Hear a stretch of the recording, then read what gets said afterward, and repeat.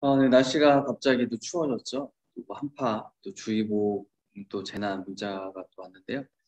또 감기 걸리지 않도록 조심하고 따뜻하게 입어서 또 우리가 건강을 잘 지켰으면 좋겠어요. 이제 코로나가 또 2주가 연장이 됐지만 또 제약들이 좀 풀어졌죠. 그래서 밤 12시까지 또 영업을 식당이나 카페 또 영업할 수도 있게 됐고 교회도 이제 10% 이제 제한이 돼서 저희가 이제 어른들은 또 40명까지 모일 수 있었지만 이제는 그 40명 말고 이제 백신 맞은 사람들까지 하면 최대 20%까지 모일 수가 있어서 저희 교회는 지금 어른들은 이제 주일날 각 예배 때마다 또한 80명까지 모임이 가능해졌어요. 어르신들 보니까 80% 이상 또 2차를 다 맞았거든요. 저도 이제 화요일 날 내일 모레죠. 화요일 날 2차를 백신을 맞으러 가요. 그리고 이제 또 16, 17살 친구들 또 사전 예약하고 있고 또 지나면 또 이제 13살 또 15살까지 또 친구들도 이제 또 백신 사전 예약을 하고 백신을 맞을 텐데요. 물론 학생들에게 좀 어떤 후유증이나 부작용이 있다는 얘기도 있지만 또 나라에서 정부에서 특별히 또 안전에 더 신경을 쓰고 있다라고 해요. 그러니까 우리 친구들도 또 여건이 되면 또 백신을 맞아서 그러니까 같이 또 코로나 전염되는데 방지하는데 또 같이 동참했으면 좋겠고 또 그렇게 되면 또 우리도 백신을 아마 11월 달 말까지는 하게 되면 청소년들 백신을 다 맞게 되잖아요. 우리도 같이 또 모여서 함께 예배 드릴 수 있지 않을까 그런 생각을 또 계획을 갖고 있습니다. 어쨌든 좀 코로나가 좀 잠잠해 좀 졌으면 좋겠고 또 한파 갑작스러운 또 추위에 여러분들도 건강 잘 챙겨서 또 건강한 모습으로 만나게 될 날을 같이 기도하면서 기다렸으면 좋겠어요. 이 시간에 함께 주품의 찬양 드리겠습니다. 주품의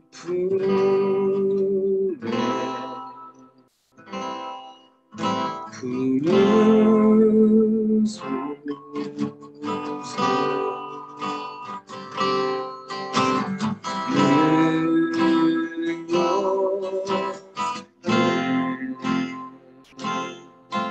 발로 덮은 순서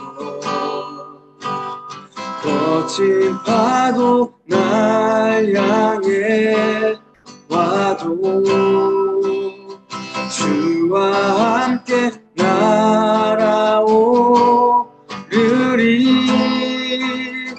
폭풍 가운데 나의 영혼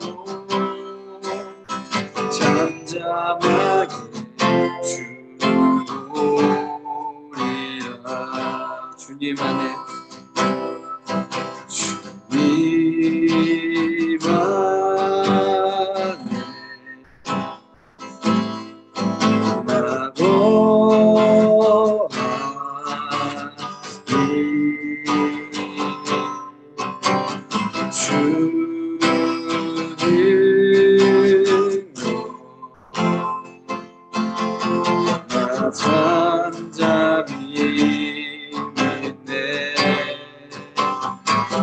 거친 파도 날 향해 와도 주와 함께 날아오르리 폭풍 가운데 나의 영혼 잠잠하게 주노리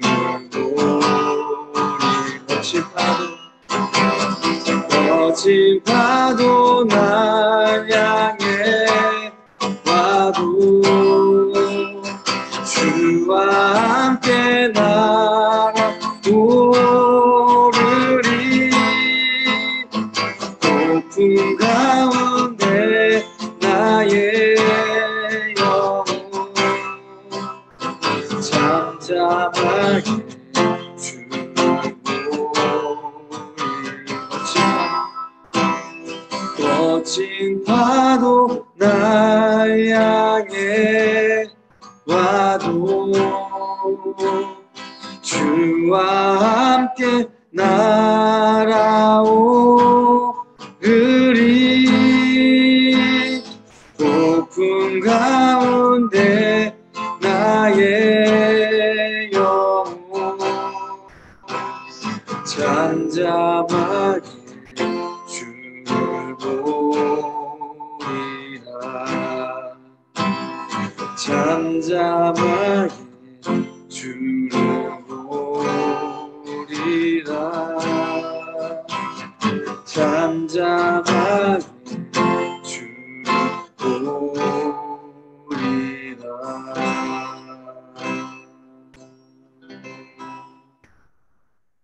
아멘. 우리가 지난 시간에 보면 이제 하나님께서 그 이스라엘의 첫 번째 왕으로 사울을 세워주셨죠. 하지만 이 사울을 보면 처음엔 하나님을 잘 믿고 잘 섬기다가 또 하나님의 말씀에 순종을 하면서 겸손한 그런 삶으로 살아갔지만 시간이 지나면서 하나님을 멀리하게 되고 이제 하나님의 말씀을 듣기보다는 자기가 원하는 대로 행동을 하게 되고 그리고 결국에는 이제 하나님을 버리게 되는 좀 안타까운 삶을 살아갔던 사람이 이스라엘 첫 번째 왕인 사울이죠. 그래서 하나님도 이 사울을 데리고 갈 수가 없는, 사울이 하나님을 버렸기 때문에 하나님도 이제 사울을 버릴 수밖에 없었고, 그래서 이스라엘에게 이제 새로운 왕을 이제 하나님이 세워주시죠. 그 사람이 누구예요? 우리가 너무나 잘 알고 있는 다윗이라는 사람이죠. 이 사무엘상 오늘 우리가 살펴볼 말씀은 사무엘상 16장과 17장의 말씀인데요. 이제 하나님께서 이 사무엘 선지자를 통해서 다윗에게 이제 기름을 붓는 사건이 이제 사무엘 16장에 기록이 되어져 있어요. 하나님께서는 이 사무엘을 이제 다윗의 아버지인 이새의 집으로 보내게 되죠. 그리고 이제 사무엘 앞에 이새의 아들들이 있는데 이새의 아들들이 한 명씩 이제 사무엘 앞에 이렇게 보여주었어요. 그리고 사무엘은 그 이새의 아들들 중에서도 첫 번째 아들인 엘리압을 딱 보자마자 생각을 했어요. 아, 이 사람이 하나님의 기름 부음을 받을 사람이구나. 아, 이 사람이 이스라엘의 왕이 될 사람이구나 라고 생각을 했어요. 하지만 이러한 사무엘의 생각은 틀리게 되죠. 그 사람께서는 7절에서 이렇게 말씀해 주시는 7절 말씀에 보면 그러나 여호와께서 사무엘에게 말씀하셨습니다. 엘리압의 멋있는 모습과 키 큰 모습을 보지 마라. 나는 엘리압을 뽑지 않아. 내가 보는 것은 사람이 보는 것과 같지 않아. 사람은 겉모양을 보지만 나 여호와는 마음을 본다. 이 엘리압의 키가 크고 또 겉모습도 그런 잘생긴 멋있는 그런 모습을 보았죠. 하지만 이 엘리압은 오늘 말씀처럼 하나님의 마음에 맞는 그런 사람이 아니었어요. 이스라엘의 왕으로 세움을 받을 만한 사람이 아니란 말이죠. 그 이유가 뭐였어요? 사람은 그 사람의 겉모습을 보고 판단을 하지만 하나님께서 그 사람을 판단하는 그 기준은 뭐예요? 그 사람의 마음을 보시기 때문입니다. 멋있는 모습과 큰 키를 보지 말라는 말씀은 겉으로 드러난 그 사람의 모습만 보지 말고 정작 우리가 봐야 될 것은 그 사람의 내면, 그 사람의 속사람을 우리가 봐야 한다는 말씀입니다. 지금 사무엘을 보면 그 이새의 아들인 엘리압을 볼 때요. 무엇을 보았어요? 그의 내면, 그의 속사람, 그의 마음을 본 것이 아니라 그의 겉모습에 그 마음이 빼앗겨서 정작 이 엘리압이라는 사람의 진짜 모습이 무엇인지에 대해서는 관심을 갖지 못하게 된 거죠. 그래서 이 7절의 말씀은 우리의 마음이 어떠해야 되는지에 대해서 이야기를 해주고 있어요. 하나님은 우리의 겉모습이 아니라 우리의 마음을 보세요. 그렇다면 오늘 이 성경에 보면은 이새의 7명의 아들들이 있다고 했는데 다른 7명의 아들들과 다윗의 마음이 무엇이 달랐기에 하나님께서 다른 7명의 아들이 아니라 다윗을 선택하셨을까? 오늘 본문에서는 우리가 그 이유에 대한 답을 발견할 수는 없지만 하지만 이후에 다윗이 하나님 앞에서 살아가는 그런 삶의 모습을 보면 왜 하나님께서 다윗을 선택했는지를 우리가 알 수가 있어요. 특별히 우리가 이제 좀 이따가 사무엘상 17장에 나오는 그 골리앗과의 전투를 살펴볼 텐데 여기에서 보여준 다윗의 그런 믿음과 또 이런 믿음에 따르는 그 행동을 통해서 우리는 이 다윗의 마음이 하나님을 온전히 신뢰하다라는 것을 발견을 할 수가 있어요. 그리고 이러한 다윗의 마음은 결코 하루아침에 만들어진 게 아니죠.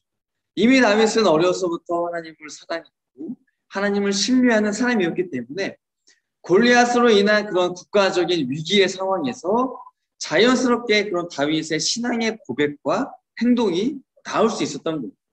그래서 지금은 단지 양을 치고 있는 다윗이지만 그의 마음은 언제나 하나님을 향해 있었다는 거예요. 그리고 하나님께서는 이러한 다윗의 마음을 정확하게 알고 계셨기 때문에 그를 이스라엘의 왕으로 선택을 하신 거죠. 게다가 다윗을 보면 우리가 이제 시편을 보면 성경의 구약성의 시편을 보면 150편의 시편이 있는데요. 이 중에서 여러 편의 시, 꽤 많은 시들을 이 다윗이 남겼어요.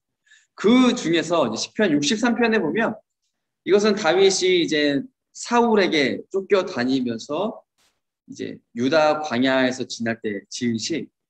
왜냐하면 지금 이스라엘의 왕은 사울이지만 하나님이 사울을 버렸잖아요. 그래서 다윗을 새롭게 왕으로 세우는데 사울이 다윗을 질투하는 거죠. 이 왕의 자리를 빼앗기고 싶지 않는 그러니까 어떻게 해요? 다윗을 죽이려고 했죠. 그래서 다윗은 사울을 대적하지 않고 사울 때문에 이제 쫓겨다니면서 여기저기 힘든 생활을 해요.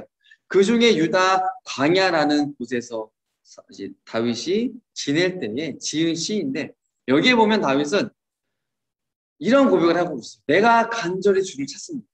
내가 하나님을 갈망합니다. 내가 주를 안모합니다. 그러니까 내가 주를 바라봅니다. 주를 찬양합니다. 주를 기억합니다. 주는 나의 도움이십니다. 나의 영혼이 주를 가까이 따릅니다.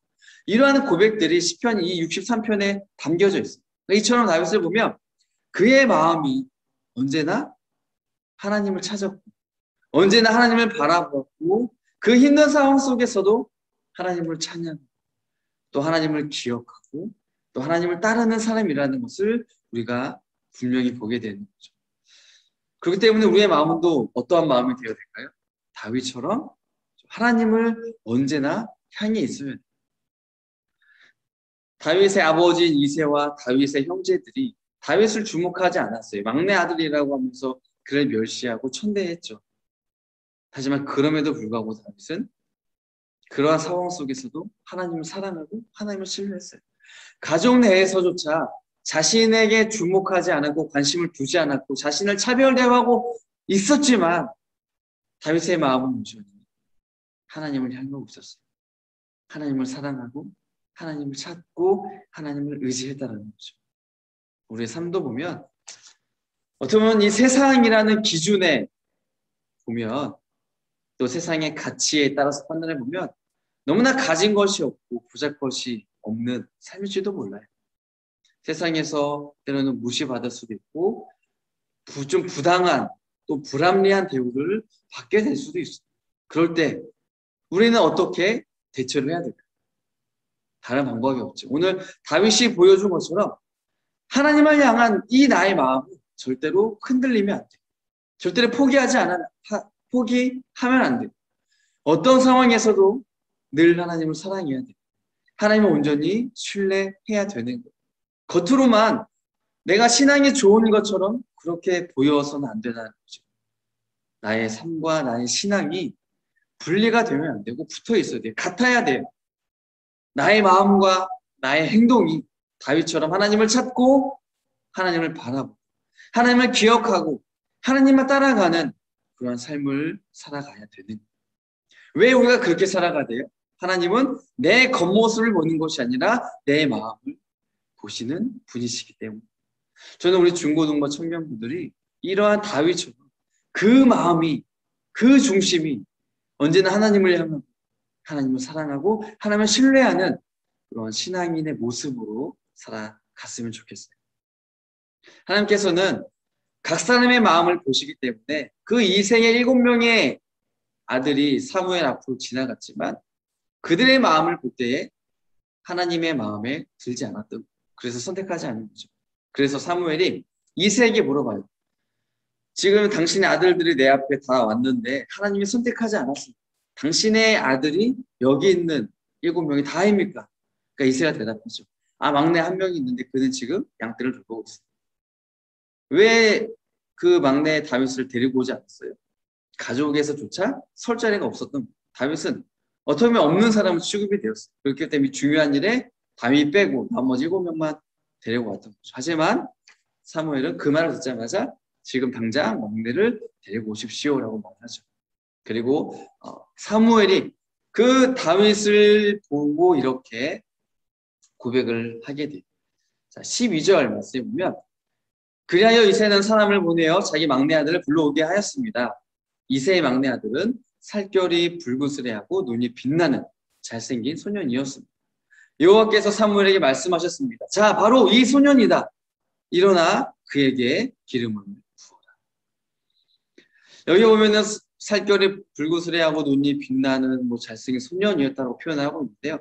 이것은 실제로 다윗이 준수한 사람이다라는 것을 보여주기도 하지만 동시에 또 우리에게 무엇을 보여주시냐면 다윗의 마음이 굉장히 아름답고 빛났다라는 것을 빗대어 또 표현해 주고 있다라고 볼 수가 있어요.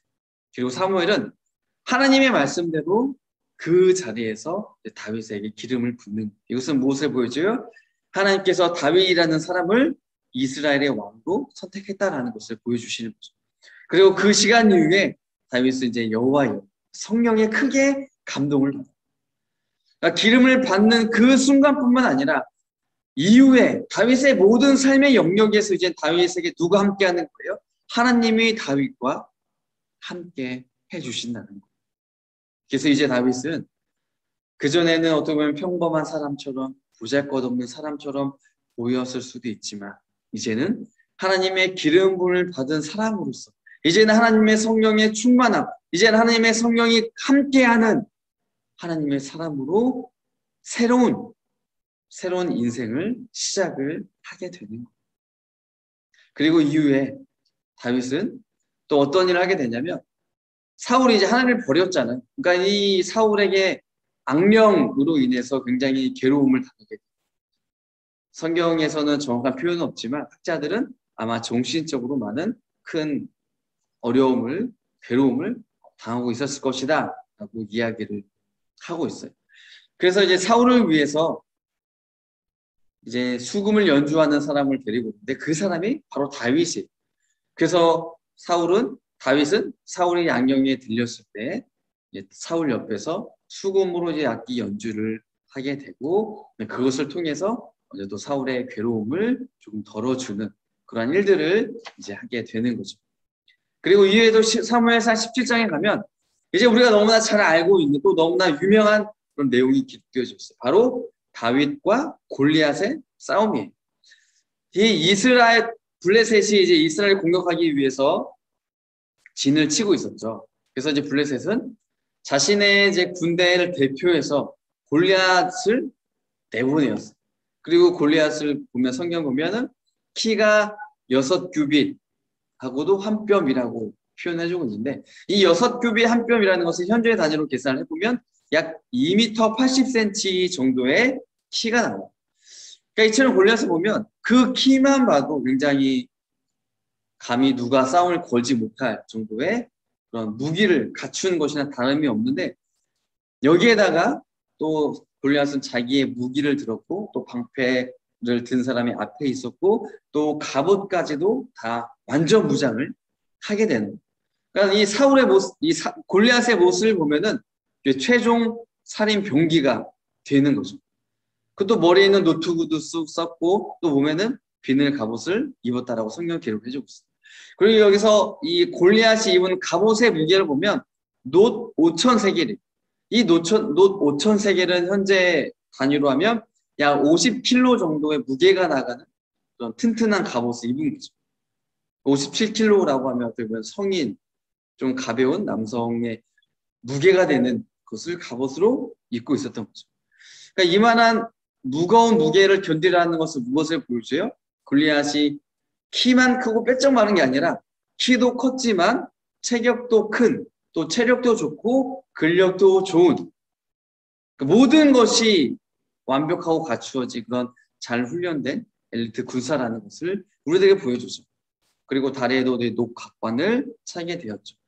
그래서 이러한 골리앗의 모습을 보면 이제 웬만한 공격으로는 골리앗에게 상처를 줄 수가 없어요. 그러니까 빈틈을 찾아보기 힘들 정도로 골리앗은 완전 무장을 하고 있는 거예요. 그리고 골리앗이 사용한 이제 무기를 보면 어깨 사이에 이제 단창을 메고 있어서 이제 언제든지 휘두를 준비를 하고 있었죠. 그리고 이 단창의 무게를 보면 철 600세겔이라고 기록을 하고 있어요. 약 7kg 정도 되는 그런 창을 무기로 갖고 있었던 거죠. 그러니까 이 창을 한 손으로 휘둘릴 만큼 굉장히 또 근력이 좋았다는 것을 보여주고 있죠. 또 이것이 끝이 아니에요. 골리앗을 보면 자기 앞에 방패를 든 사람을 또 이렇게 두었어요. 그래서 이 방패는 이제 전방에서 날라오는 활이나 또 창을 막는 그런 역할을 하게 되는 거죠. 이처럼 골리앗을 보면 자신의 몸을 보호할 그러한 방어구들을 완벽하게 착용했을 뿐만 아니라 또 그 앞에 방패를 든 자를 세워둠으로써 이제 완전히 방어와 공격에 있어서 철저하게 준비를 했다라고 우리가 볼 수가 있습니다. 그러니까 이스라엘을 보면 이러한 골리앗을 봤을 때에 당연히 두려워할 수밖에 없었죠. 그런데 이스라엘이 정말로 두려워하게 된 그 원인이 어디에 있냐라고 보면 성경은 뭐라고 표현해 주냐면 이스라엘이 하나님을 바라보지 못했기 때문입니다. 이스라엘이 하나님을 버렸기 때문에 저 골리앗을 두려워할 수밖에 없었다라고 우리들에게 이야기를 해주고 있어요.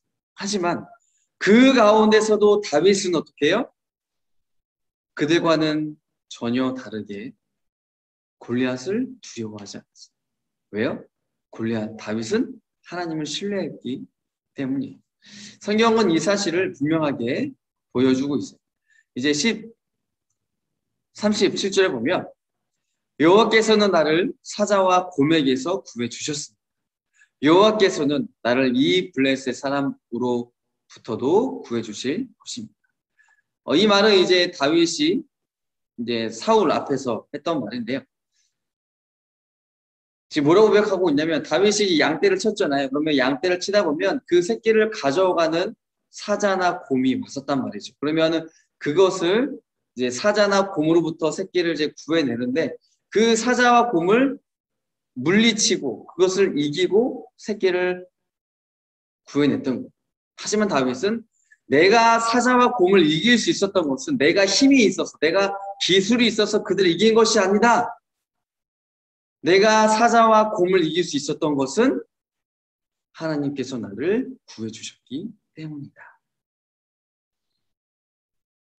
다윗은 하나님이 자신과 함께 하셨기 때문에 사자와 곰으로부터 나를 지켜주셨고 내가 그 양의 새끼들을 건져낼 수 있었다라고 고백을 하고 있어요. 그렇기 때문에 마찬가지로 지금도 하나님은 나와 함께 하시기 때문에 나를 지켜주시고 나를 도와주시기 때문에 저 블레셋 사람의 손에서 저 골레셋에게서도 하나님은 나를 구원해 주실 것이다. 나를 건져 주실 것이다. 내가 사자와 곰을 이긴 것처럼 저 골리앗을 내가 이길 것이다. 라고 믿음의 고백을 하고 있는 다윗은 하나님을 완전히 신뢰했어요. 사무엘상 17장 40절에 보면 이 다윗이 골리앗 앞에 나갈 때 무기가 든 게 뭐냐면 손에 막대기를 가졌어요. 또 시내에서 주운 매끄러운 돌 5개를 이제 골라서 주머니에 따로 담았죠. 그리고 한 손에는 물매가 있었어요. 그러니까 막대기와 물매와 돌 5개 이게 다윗의 무기였어요. 이것을 가지고 이제 골리앗이 있는 전장의 중심으로 향해 갔던 거죠. 이 당시에 이제 물매는 고대 근동 아시아 지역에서 전쟁 때 무기로 사용이 되어졌어요. 막 이 다른 무기들 없었기 때문에 돌멩이를 무기로 사용했던 거죠. 그리고 주전 또 2000년대 초반에도 보면 이미 애굽에서는 이 물매를 또 전쟁 무기로 사용하는 흔적들을 찾아볼 수가 있어요. 그러니까 골리앗은 지금 다윗이 자기와 싸우러 나오는데 다윗의 손에 들리는 게 뭐예요? 막대기, 물매 들려있는 거예요. 지금 골리앗은 온갖 방어구들로 무장을 하고 또 무게가 7kg나 되는 그런 창을 들고 있고 지금 싸울 준비를 완전히 하고 있는데 다윗은 막대기 또 불매 끝이. 그러니까 골리앗이 다윗을 봤을 때 어때요? 키도 작고 소년 같고 당연히 비웃을 만하죠. 그래서 골리앗이 다윗에게 이렇게 이야기를 이제 하고 있는 거예요. 자, 3절에 보면 말하죠. 골리앗이 다윗에게 말했습니다. 막대기를 가지고 오다니 너는 내가 개인 줄 아는. 골리앗은 자기 신들의 이름을 들먹이며 다윗을 저주하였습니다. 자, 골리앗은 다윗을 비웃기 위해서 지금 네가 나랑 싸우는데 그 막대기를 가지고 나와왔냐? 네 눈에는 내가 개처럼 보이냐? 너 정말 어이가 없구나 라고 그렇게 이야기를 했어요. 하지만 성경은 우리에게 지금 어떠한 모습을 보여주냐면 골리앗이 자기 자신의 입으로 자기를 개로 여긴 것으로 보여주도록 하고 있죠. 우리가 살펴봤듯이 골리앗은 완전한 무장을 했죠.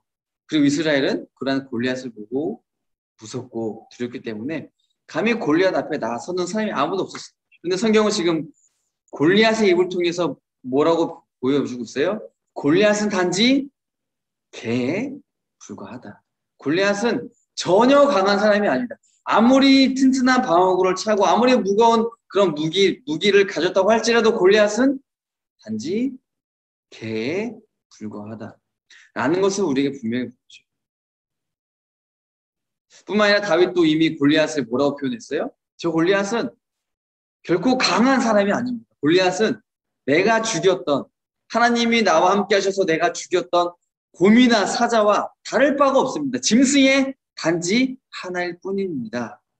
라고 말한 것과 같은 거죠. 그러니까 골리앗은 하나님의 입장에서 봤을 때 다윗의 입장에서 봤을 때 전혀 두려울 상대가 아닙니다. 골리앗은 곰이나 사자와 같다. 그리고 심지어는 개와 같은 아무런 위협이 되지 않는 그러한 존재. 그리고 실제로 골리앗은 자신이 뱉은 말처럼 다윗 앞에 개처럼 돌에 맞아 죽게 되는 거예요. 그 45절 보면 다윗이 이렇게 고백을 하죠. 다윗이 골리앗에게 말했습니다. 너는 나에게 칼과 큰 창과 작은 창을 가지고 나오지 마. 나는 만군의 여호와의 이름으로 너에게 간다. 여호와는 이스라엘 군대의 하나님이시다. 너는 여호와께 욕을 했다. 골리앗의 지금 43절에 보면 43절 하반절에 보면 뭐라고 되어 있어요? 골리앗은 자기 신들의 이름을 들먹이며 다윗을 저주했죠. 반면에 다윗은 45절 보면은 뭐라고 그랬어요? 만군의 여호와의 이름, 즉 이스라엘 군대의 하나님의 이름으로 골리앗에게 나왔어요. 그래서 지금 골리앗과 다윗의 싸움을 보면 개인과 개인의 싸움이 아니죠. 또한 블레셋과 이스라엘 군대, 국가 간의 그런 민족 간의 단순한 싸움이 아니에요. 이것은 그 너머에 있는 신들의 싸움. 블레셋이 믿는, 골리앗이 믿는 신들의 이름과 다윗이 믿는 만군의 여호와의 이름이 서로 싸우는. 그리고 또 이 블레셋 사람들이 믿었던 많은 신들, 다수의 신들과 다윗이 믿은 유일하신 하나님, 유일신과의 싸움이 바로 이 다윗과 골리앗과의 싸움이에요. 그리고 당연히 이 싸움 어떻게 됐어요? 유일하신 하나님이 이기게 되었죠. 그러니까 다윗을 통해서 이 골리앗을 이김으로써 하나님이 보여주신 게 뭐예요? 이 세상의 진짜 신은 하나님이다라는. 너희들이 아무리 많은 신들을 믿고 있지만 그 신들이 너희를 보호해 줄 수 없다. 그 신들이 너희들에게 어떠한 능력을 행할 수 없다. 라는 것을 분명하게 보여주셨어요. 무엇을 통해서? 다윗이 골리앗을 이김을 통해서. 우리 마지막 47절 보면 이 사실을 분명하게 우리들에게 보여주고 있어요. 여기 모인 모든 사람들에게 여호와께서는 자기 백성을 구하시기 위해서 칼이나 창을 쓰실 필요가 없다라는 것을 알게 할 것이다. 싸움은 여호와의 것이다. 하나님께서 우리가 너희 모두를 물리쳐 이기도록 도와주실 것이다. 지금 다윗의 고백처럼 이스라엘이 구원받을 수 있는 유일한 길은 누구에게 달려 있어요? 네, 하나님께 달려 있는. 이 싸움은 앞서 말했듯이 골리앗과 다윗, 블레셋과 이스라엘, 그 싸움을 넘어서서 신들의 싸움이었죠. 그리고 이 신들의 싸움에서 하나님은 다윗을 통해서 완전한, 그리고 한 번의 승리를 가지고 오셨어요. 그리고 그 이스라엘을 하나님께서는 구원해 주셨어요. 자, 우리의 삶에도 보면 이 골리앗이 등장할 수가 있어요. 뭔가 내 힘으로는 감당할 수 없는 그런 상황들, 또 내 눈앞에 뭔가 답답하고 또 앞이 보이지 않는 그런 상황들이 있을 수 있죠. 또 모든 것이 그 한순간에 무너져 내린 것만 같은, 내 마음이 좌절되고 낙심되는 그러한 상황들이 우리의 삶에도 종종 찾아올 수가 있어요. 마치 골리앗과 같죠. 내가 절대로 이길 수 없을 것처럼 보여요. 마치 여리고성처럼 내 앞에 있는 벽이 너무나 높고 너무나 두꺼워서 내가 아무것도 할 수 없다고 느껴질 때가 우리의 삶 속에 찾아온단 말이죠. 하지만 오늘 이 말씀을 통해서 우리가 기억해야 될 것이 뭐예요? 세상은 절대로 우리를 무너뜨릴 수 없다라는 것. 아니, 하나님을 믿는 하나님의 백성들, 하나님의 자녀들은 결코 무너져서는 안 된다라는 거예요. 왜요? 우리에게 누가 계시기 때문이에요? 다윗과 함께 하셨던 그 하나님이 오늘 나와 함께 하시기 때문이에요. 나의 방패가 되시고, 나의 요새가 되어주시고, 나의 상성이 되어주시고, 나의 피난처가 되어주시는 그 하나님이 나와 함께 하시기 때문에 우리는 골리앗을 이길 수 있게 되는 거예요. 작년부터 시작된 이 코로나가 어떻게 보면은 2년 동안 계속해서 이렇게 유지가 이제 되고 있는 이 상황 때문에 여러 가지 많은 힘든 상황들이 각 가정마다 또 개인마다 보내고 있을 거예요. 또 그런 경험들을 했을 거예요. 하지만 오늘 이 시간에 이러한 상황 속에서도 다시 한번 하나님을 바라봤으면 좋겠어요. 다윗이 했던 것처럼 암울한 상황 속에서, 두렵고 무서운 상황 속에서, 내 힘으로 헤쳐나갈 수 없는 그 상황 속에서 하나님을 의지했으면 좋겠어요. 지금 내 앞에 닥친 그러한 위기로 인해서 어려움과 고통과 슬픔이 있을지라도 나의 하나님만이 나의 구원자가 되어주신다는 것을 우리가 반드시 믿고 그 하나님을 신뢰하고 그 하나님을 의지하고 그 하나님만 따라가는, 그 하나님을 더욱더 간절히 찾고 늘 하나님과 동행하는 저와 여러분들의 삶이 되었으면 좋겠어요.